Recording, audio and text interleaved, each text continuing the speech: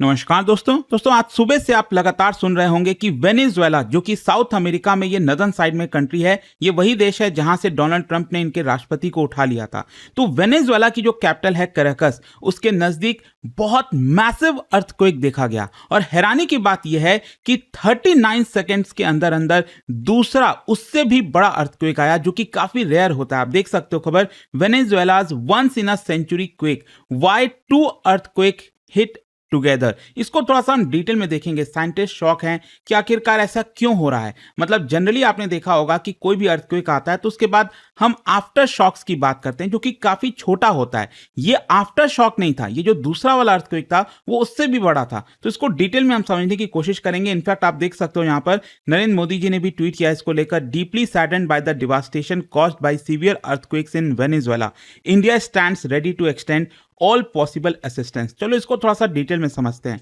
क्या है ना कि 24 जून को, भारत में तो 25 जून चल रहा था, लेकिन वहां पर वेनेजुएला में जो कि साउथ अमेरिका में 24 जून था और उस शाम 6 बजे के करीब जो है बड़ा अर्थक्वेक आया और कुछ ही सेकंड्स के अंदर अंदर दूसरा अर्थक्वेक भी देखने को मिला, जो कि नॉर्मल नहीं है।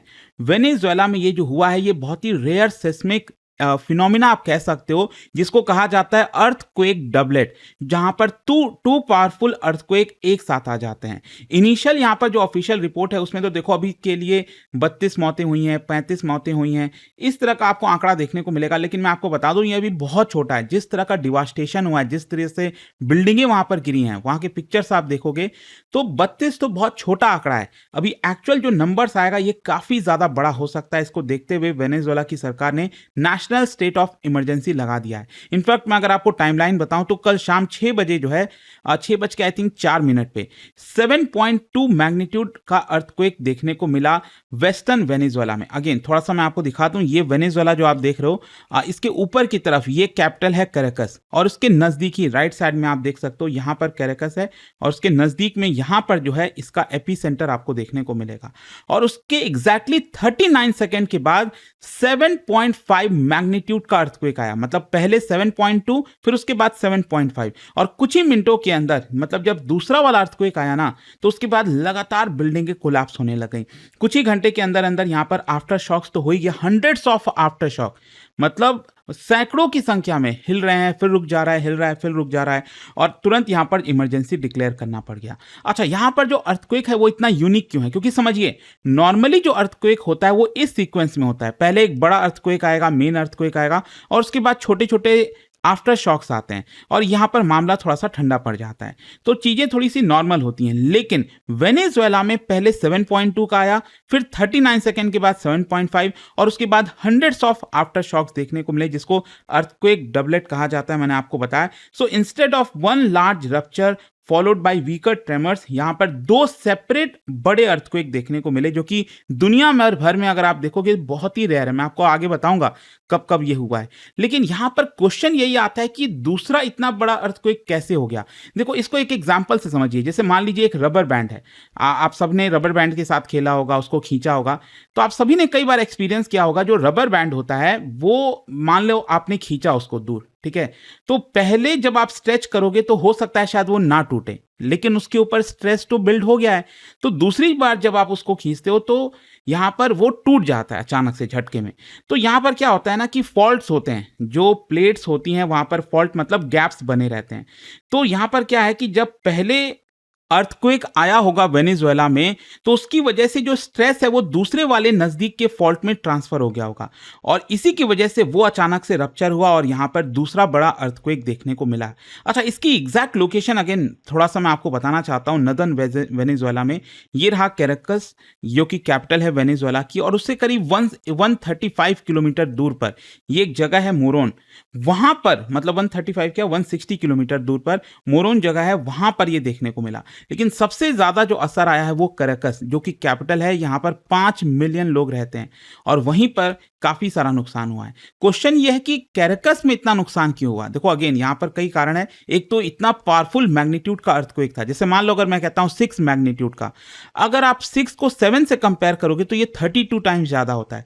अगर आप उसको 8 कर दो, मतलब 6 के मुकाबले अगर आप 8 करो तो ये 1000 गुना ज्यादा एनर्जी रिलीज करता है, सोच के देखिए, इतना ज़्यादा पावरफुल हो जाता है। तो छोटा सा इंक्रीज भी अगर हमें मैग्नीट्यूड में मिलता है ना, इसमें ड्रामेटिक इंक्रीज ऑफ एनर्जी देखने को मिलती है। 7.5 मैग्नीट्यूड अर्थक्वेक की वजह से 2.8 टाइम्स मोर एनर्जी निकला 7.2 के मुकाबले।